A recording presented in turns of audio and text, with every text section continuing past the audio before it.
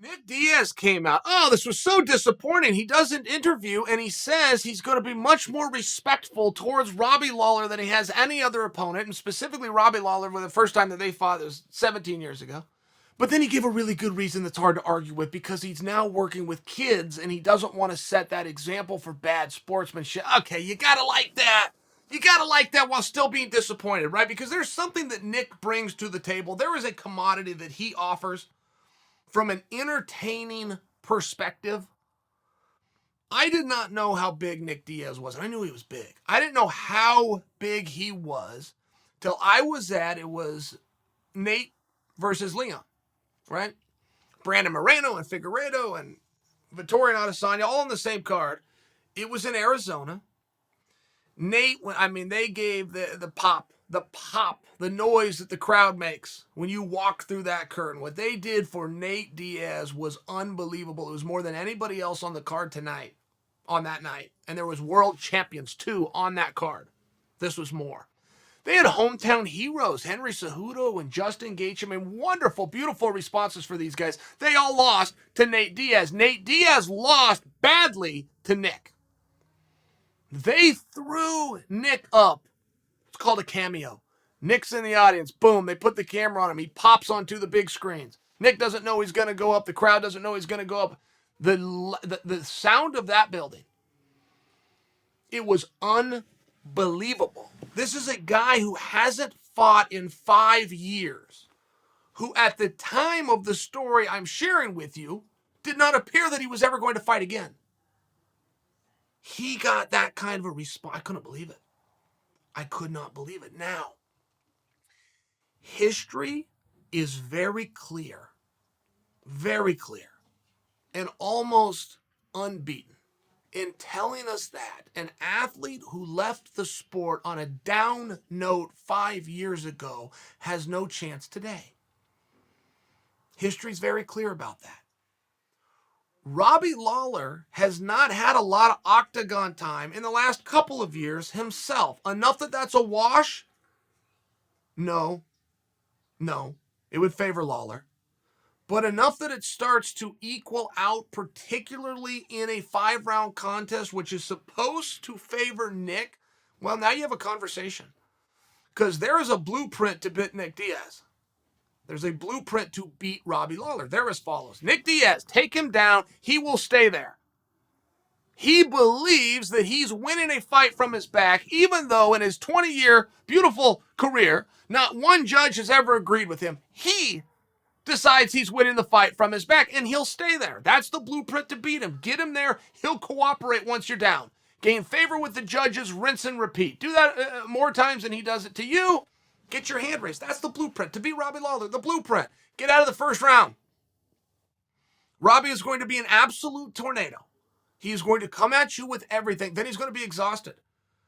And there's even some coaches and teammates of Robbie that have told us that Robbie doesn't like to warm up before a fight.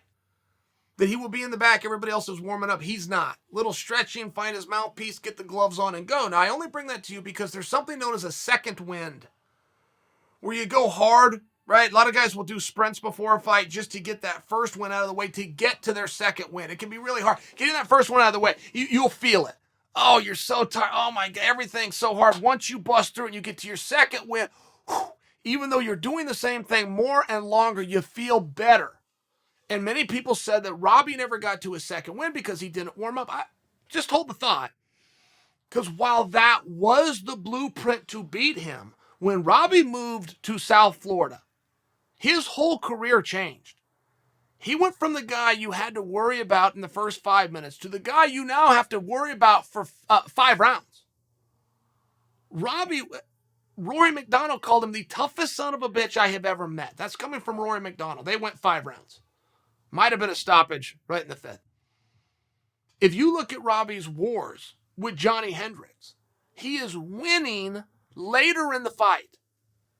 Whatever it was that he discovered in the discipline that he had or the preparation he put in, exactly in time when he moved to South Florida, all of a sudden that blueprint just survived the first 5 minutes with Robbie Lawler. No, man, You're going to have to deal with the next 5 and the 5 after that and 5 after that and 5 after that. He's not going anywhere. So it's very different because we are inclined to give the nod to Nick. And there's been times in their careers where that's a fair assessment. But it now depends on which Robbie shows up. If 5-round Robbie walks into the ring, this is a totally different breakdown, guys. Totally different. And you want to compliment fighters on their IQ. Oh, he's got a great IQ. Robbie would not qualify for that. Robbie does not have a great IQ when it comes to fighting. He's stubborn as hell. Robbie Lawler is a great wrestler from the great state of Iowa. Would you know that had I not just told you? Would you know that had you not studied Robbie Lawler or gone to a Wikipedia page? Would you know that if all you had for evidence was his MMA career? No, you wouldn't. Not one takedown, not ever. Doesn't even go for him. He's stubborn. And this is against a guy in Nick Diaz where the blueprint is out. Take him down. He will then stay there. He thinks he's winning. Use it against him. Robbie won't do it. Robbie is stubborn. And Robbie is going to come out and try to destroy you. Nick has a different philosophy, which is death by 1,000 cuts. He's going to chop. He's going to move. He's going to be punches and bunches. It's very different styles. And again, history is very clear to tell us Nick comes in second. Here's the problem.